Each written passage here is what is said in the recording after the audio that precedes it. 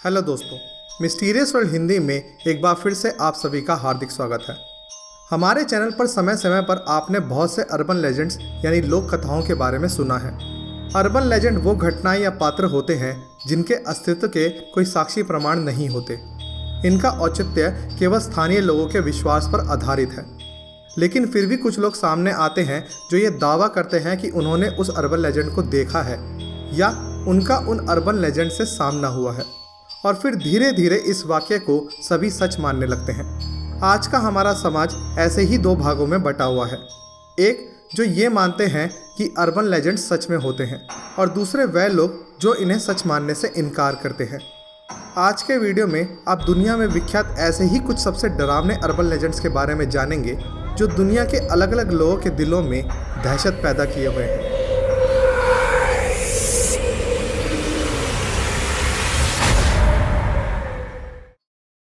टैके टैके।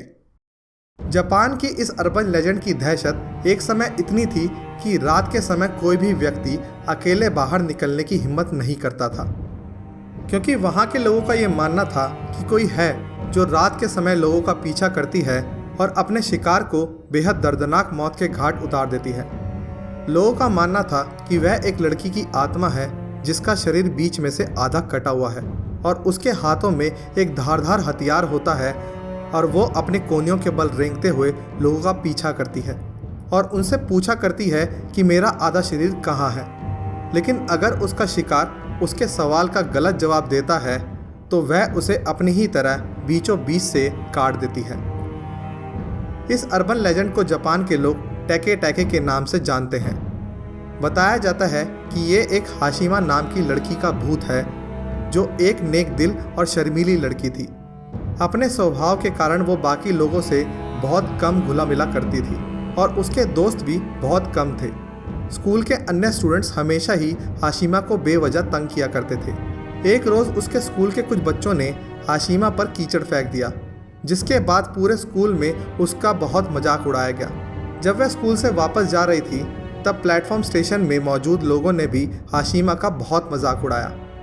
अभी train platform पर पहुंचने ही वाली थी कि तभी किसी ने हाशिमा को पीछे से धक्का दे दिया और वह रेलवे की पटरी पर जा गिरी। इतने में ट्रेन उसके ऊपर से होकर गुजर गई और हाशिमा का शरीर दो हिस्सों में कट गया। हाशिमा कुछ क्षण तक वहां दर्द से तड़पती रही, लेकिन वहां मौजूद किसी भी इंसान ने उसकी कोई मदद करने की कोशिश तक नहीं की। लेकिन इस घटना के कुछ ही दिनों बाद से हाशिमा के स्कूल के स्टूडेंट्स को हाशिमा का भूत अपना शिकार बनाने लगा और एक एक करके उसने स्कूल के कई बच्चों का वही अंजाम किया जो कि खुद हाशिमा का हुआ था। एक समय इस अधकटी चुड़ैल की दहशत का आलम यह था कि जिस स्कूल में हाशिमा पढ़ा करती थी उस स्कूल के लगभग सभी बच्चों ने वो शहर तक छोड़ दिया था। Lily E grey, victim of the beast. United states के यूटा शहर की the salt lake city cemetery US की सबसे बड़े कब्रिस्तानों में से एक है, जहां तकरीबन 1,20,000 लोगों को दफनाया जा चुका है। और जहां लाखों की संख्या में मृत लोगों को दफनाया गया हो, वहां पैरानॉर्मल एक्टिविटीज़ का होना कोई अचंभित करने वाली बात नहीं है। इस कब्रिस्तान में यूं तो बहुत से लोगों की आत्मा को देखे जाने और अनेकों पैरलौकिक घटनाओं के घटित होने की बात कई बार सामने आई है, लेकिन इनमें से जो सबसे डरावनी और प्रसिद्ध है वो है यहाँ मौजूद लिली ई ग्रे नाम की महिला की एक ग्रेव, जिस पर लिखा है lily E grey, victim of the beast 666। आमतौर पर परिवार के लोग मरने वाले की कब्र पर कुछ ऐसा लिखवाते हैं जिससे उन्हें श्रद्धांजलि दी जा सके, या फिर जिससे लोगों को ये मैसेज मिल सके कि मरने वाला व्यक्ति कितना अच्छा इंसान था।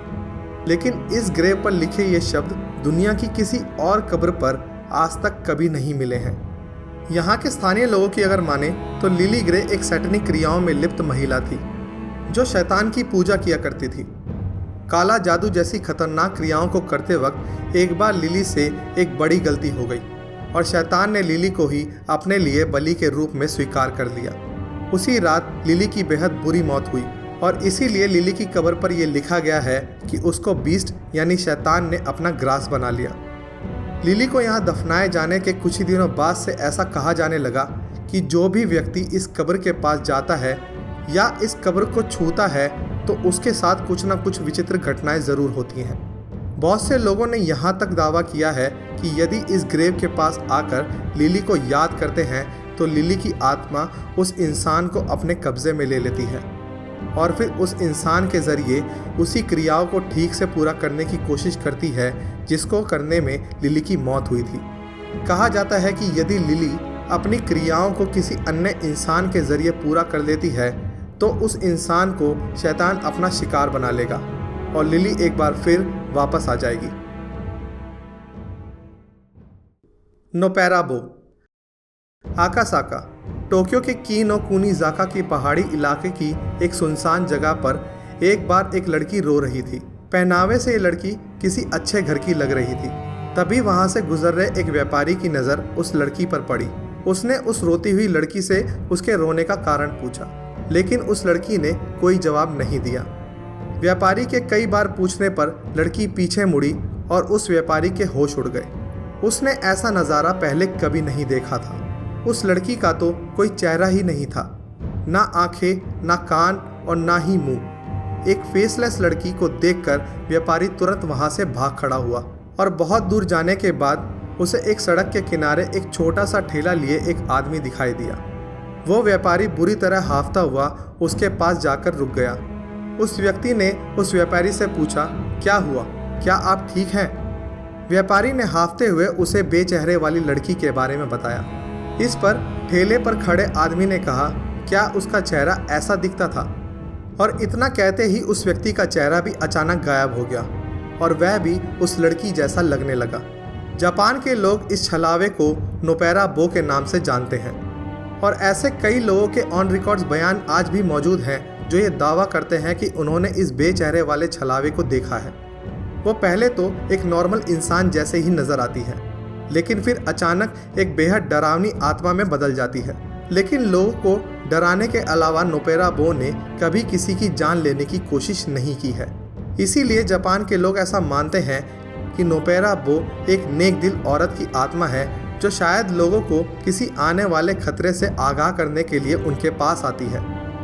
वहीं कुछ लोग ये मानते हैं कि नोपेराबो आज भी उस इंसान को ढूंढ रही है जिसकी वजह से उसकी मौत हुई थी, और जब उसे वो इंसान मिल जाएगा तो वह उसे मौत के घाट उतारने के बाद हमेशा हमेशा के लिए जापान से चली जाएगी। इस छलावे का खौफ आज भी जापान के लोगों में देखा जाता है और आज भी किनोकुनिज़ाका नाम के इस इलाके में जब कोई किसी महिला को किसी सुनसान जगह पर देखता है तो उसके पास जाने की हिम्मत तक नहीं कर पाता।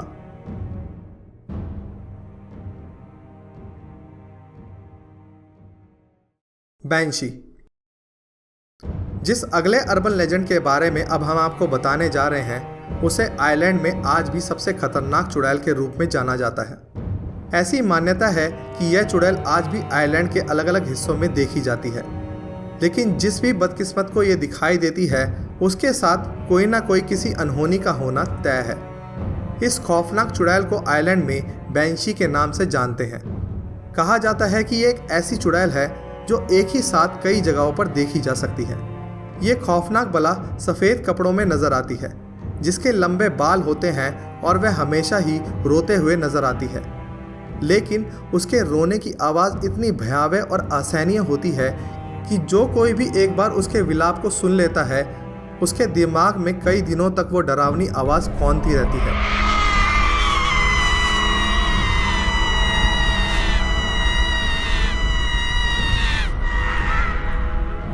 सिर्फ इतना ही नहीं, जिसे भी बैंशी दिखाई देती है उसका या उसके किसी करीबी की मौत होना तय है, क्योंकि बैंशी का रोते हुए किसी के सामने आना इस बात का संकेत होता है कि बहुत जल्द उसे या उसके किसी करीबी का बैंशी की दुनिया में शामिल होने का समय आ गया है। हमेशा रोते रहने की वजह से उसकी आंखें सुर्ख लाल होती हैं और आंखों के इर्द गिर्द गहरे काले धब्बे होते हैं। कहा जाता है कि जब किसी की मौत निकट होती है तो उसे या उसके परिवार के किसी सदस्य को कुछ दिन पहले ही बैंशी के विलाप की आवाज़ें आना शुरू हो जाती हैं। दरअसल मिडीवल काल में बैंशी वो महिला होती थी जो किसी की मृत्यु उपरांत उसके अंतिम संस्कार के समय रो रो कर विलाप करने का काम किया करती थी। ऐसी ही मान्यता एक समय में भारत में भी हुआ करती थी, जिसमें मौत के बाद रोने के लिए महिलाओं को बुलाया जाता था, जिसका काम ज़ोर ज़ोर से रोना और मरने वाले की याद में गाना गाना होता था। ऐसी महिलाओं को भारत में रुदाली कहा जाता था और इन्हें आयरलैंड में कीनर या बैंशी कहा जाता था, जिनका काम केवल ये था कि जब भी कोई बड़े घराने का इंसान मर जाता था तो ये बैंशी वहाँ आकर ज़ोर ज़ोर से रोती थी और बदले में इनकी फ़ीस के तौर पर शराब दी जाती थी, जिसकी वजह से ये एक उम्र आने तक ये महिला अल्कोहलिक यानी शराबी बन जाती थी और इसी कारण से इसको समाज में ज़्यादा इज्जत नहीं मिलती थी। एक तरफ इनका अजीब पेशा और दूसरी ओर इनकी शराब की लत, इन वजह से कोई भी इन बैंशी को पसंद नहीं करता था। फलस्वरूप समाज के प्रति इन बैंशीज़ की नफ़रत भी बढ़ने लगी और जब समाज में धुतकारी गई इन बैंशीज़ की मौत हो जाती थी तब कोई भी इनको सहानुभूति नहीं देता था। शायद इसीलिए इनके मरने के बाद ये बैंशी अपना काम करती रहती हैं और यहाँ वहाँ भटकती रहती हैं। बैंशी को देखे जाने के कई किस्से पूरे यूरोप में भी प्रचलित हैं।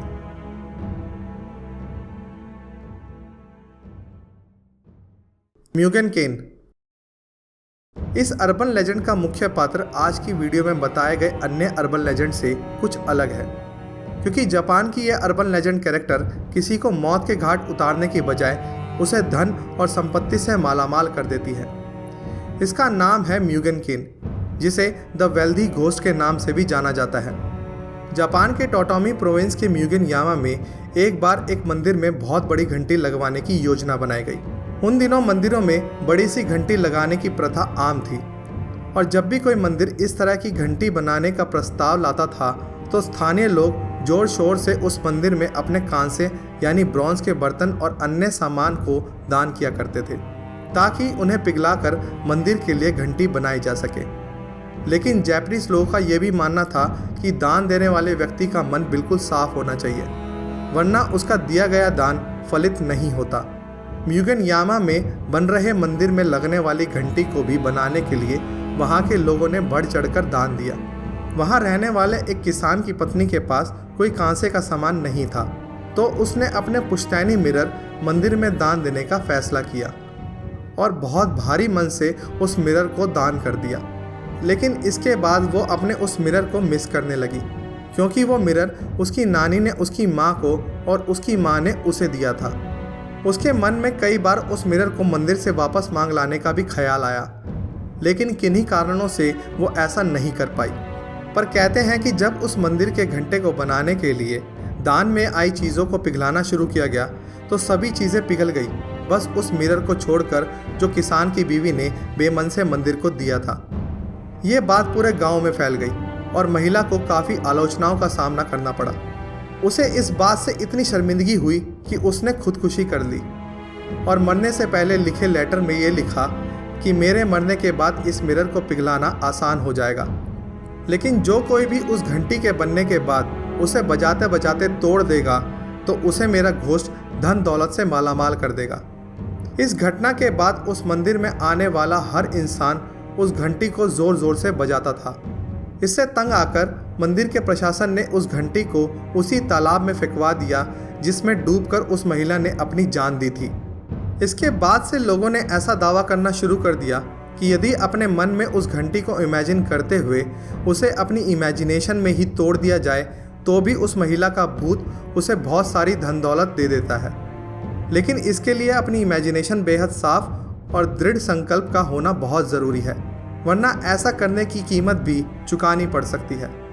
आज के वीडियो में बस इतना ही। यदि आपको हमारी वीडियो पसंद आ रही है तो हमारी वीडियोस को लाइक और शेयर करके हमारे चैनल को ज़्यादा से ज़्यादा सपोर्ट करें, ताकि हम आपके लिए ऐसे ही मिस्टीरियस वीडियोस लाते रहें। बहुत जल्द आपसे फिर मुलाकात होगी, तब तक के लिए अलविदा।